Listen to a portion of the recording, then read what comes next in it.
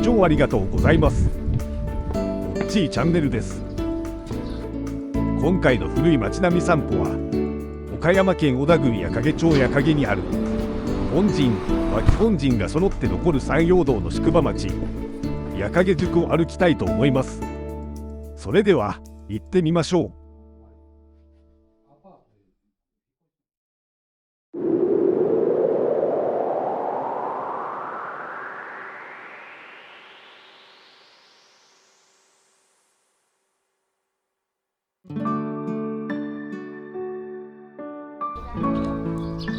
岡山県小田郡矢掛町にある矢掛宿は江戸時代の情緒が今も色濃く残る魅力的な町です。旧山陽道の中でも最も当時の面影を色濃く残している宿場町の一つで、歴史的にも非常に珍しい特徴を持っています。今日は東の入り口から寄り道しながら西の入り口まで歩いてみたいと思います。矢掛宿を語る上で欠かせないのが大名や公家が宿泊した本陣とその予備として使われた脇本陣の存在です。実は参勤交代の際に大名が宿泊した本陣と家老などが宿泊した脇本陣の両方の建物が当時の姿のまま現存し、なおかつ両方とも国の重要文化財に指定されているのは全国の宿場町でここ矢掛宿だけです。江戸時代参勤交代の制度が確立されると西国街道の宿駅として矢掛は大きく発展しました。薩摩藩の島津氏や長州藩の毛利氏などの大名が利用したほか、江戸幕府13代将軍徳川家定に嫁ぐため江戸へ向かっていた篤姫もこの矢掛宿に宿泊したという記録が残っています。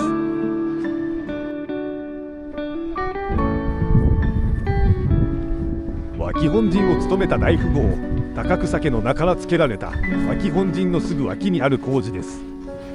生子壁と美しく焼かれた黒い焼きすぎ板の壁に挟まれた非常に狭く静寂な空間です。工事の奥に進むとかつて宿場町の排水生活用水を支えていた悪水の溝と呼ばれる江戸時代さながらの風情ある石積みの水路を見ることができます。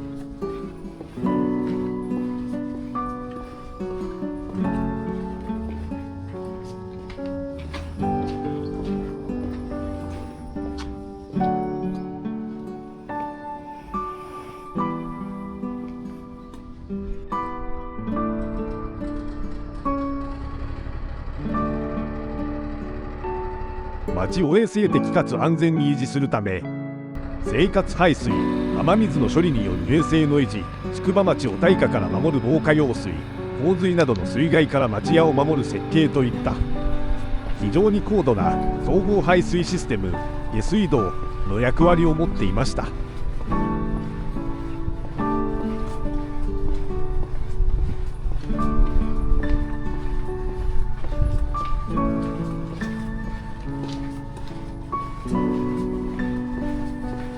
メイン通りに戻って続きを歩きましょう。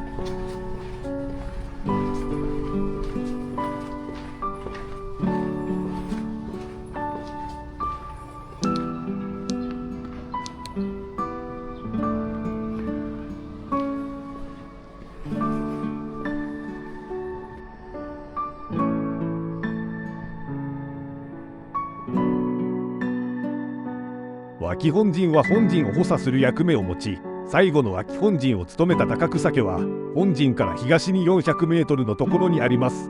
本陣に複数の大名の宿泊が重なってしまった際、格式の低い方の大名が泊まったり大名の家老などが宿泊するサブの宿として機能しました。脇本陣は本陣に比べて兼業がしやすかったこともあり、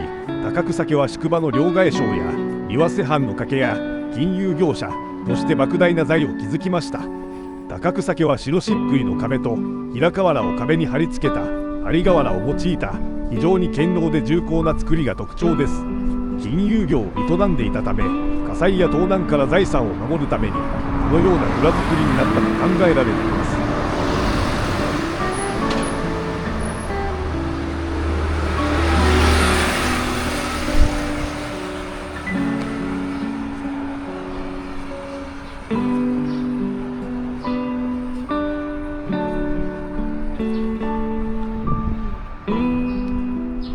山陽道矢影宿のメイン通りに立つ古民家を再生した観光案内施設です。見学できるようなので入ってみたいと思います。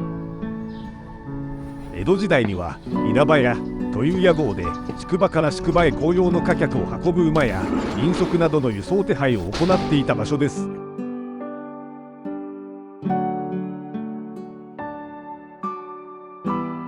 入り口から右側奥には座敷があり、上がって休憩することもできます。入り口からまっすぐ進むと中庭を見ることもでき、さらに進むと別棟に椅子の置かれた休憩スペースがありました。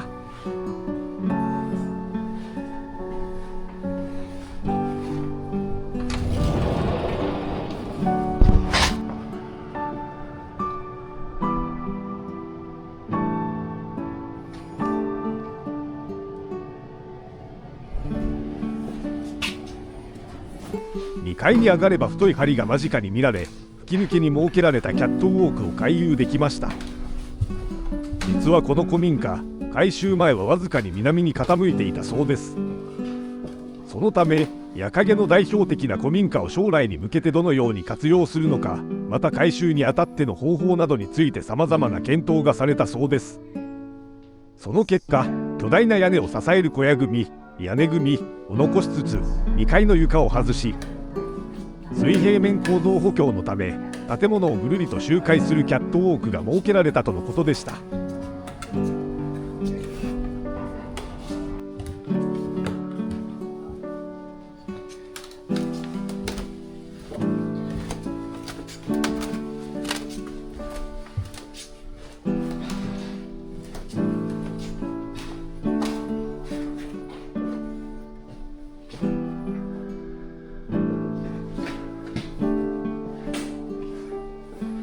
次は本陣に向かいたいと思います。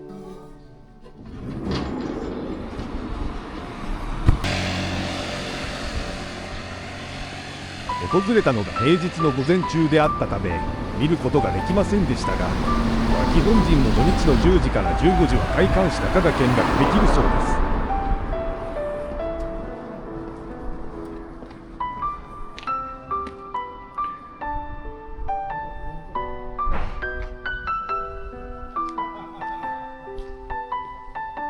石井家は江戸時代に矢影宿の本陣職を代々務めました。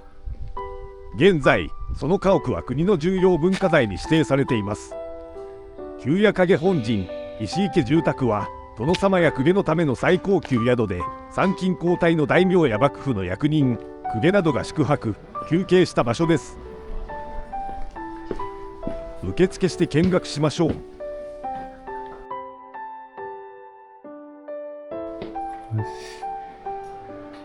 西国街道旧山陽道の要衝にあったため、薩摩藩の島津氏や長州藩の毛利氏などが参勤交代で頻繁に利用しました。将軍家へ嫁ぐために江戸へ向かっていた篤姫も宿泊しており、館内には当時の資料が残されています。また薩摩藩が持ち込んでおいていった専用の風呂桶なども現存しています。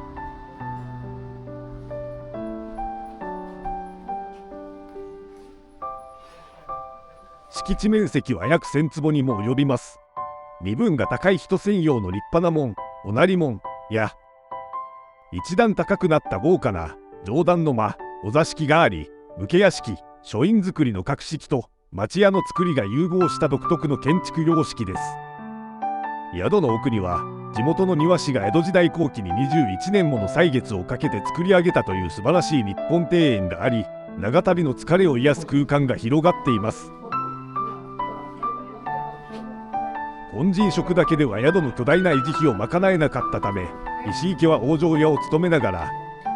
元禄時代頃から酒造業や醤油醸造業で莫大な利益を上げていました。敷地内には今も酒蔵などの生産施設が残っています。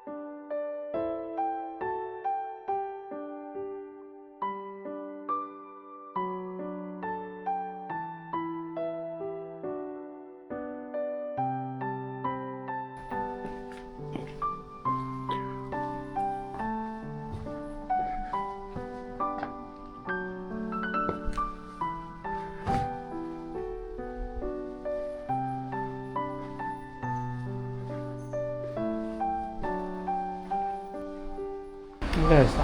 敷地が広く展示品も多くて見応えのある施設でした。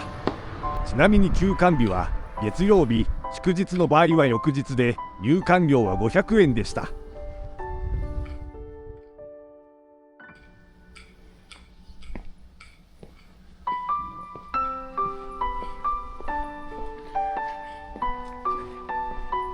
薩摩藩から徳川将軍家に嫁ぐため1853年に矢影本陣に宿泊した篤姫。彼女が泊まった際、矢影の名家であるゆべしを大変気に入り、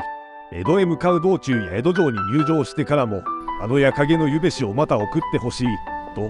何度もおねだりしたという記録が残っているそうです。当時地方の一家氏が江戸城の最高権力者の耳にまで届きリピートされ続けたというのは実はものすごい大ヒット事件でした。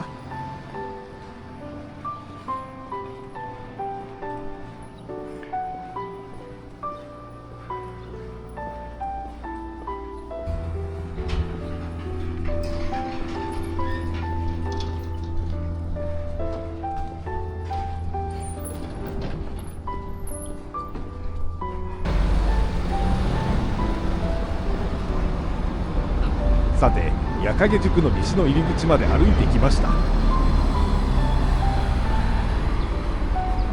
こで折り返して戻ります。途中、街道沿いに立つ矢影宿と関わりの深いお寺に寄ってみたいと思います。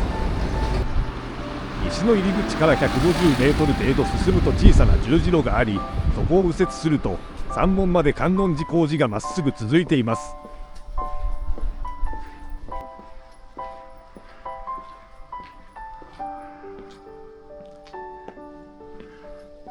山門をくぐると目の前に巨木が現れ、石畳に沿って進むと本堂があります。観音寺は広島側から入ってくる敵に備える西の防衛拠点としての側面を持っていました。またここを過ぎると険しい山道や次の宿場町へ向かうことになるため、街道を行き交う旅人たちが旅の安全を祈る信仰の憩いの場でもありました。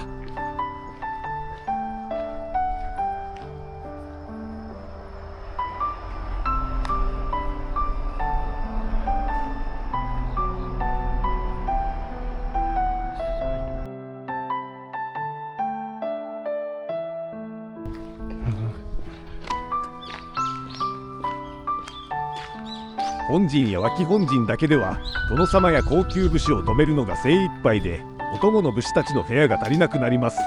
そこで宣教寺はごちそう処臨時の高級宿泊所に指定され、大名行列の上級武士たちの宿舎として提供されました。また忠臣蔵で有名な赤穂藩主浅野匠の神が参勤交代の道中にこの宣教寺で休憩したという明確な記録が残されています。格式が高く、大名を迎え入れるのに十分な広さと気品を持ったお寺でした。今回の古い町並み散歩は岡山県小田郡矢掛町矢掛にある本陣、脇本陣が揃って残る山陽道の宿場町矢掛宿を歩きました。いかがでしたか？感想などコメントいただけると喜びます。この動画が良いなと思ったらいいねお願いします。このチャンネルが良いなと思ったら登録お願いします。今回はここまで。次の動画も見に来てください。